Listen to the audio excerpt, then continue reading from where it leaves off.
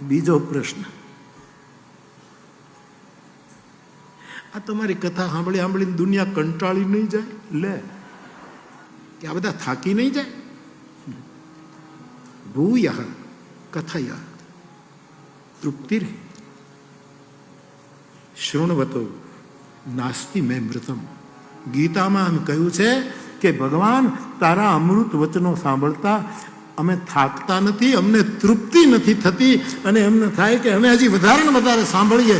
તમારા જેવા કોઈ કરડું હોય એની વાત જુદી છે. આ મારા શબ્દ ભૂયા કથયા શૃણવતો નાસ્તિ મેં મૃતમ.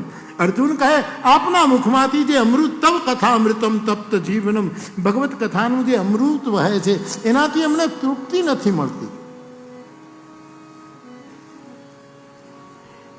એટલે નહીં થાકે, કારણ કે હું થાકવાનું નથી.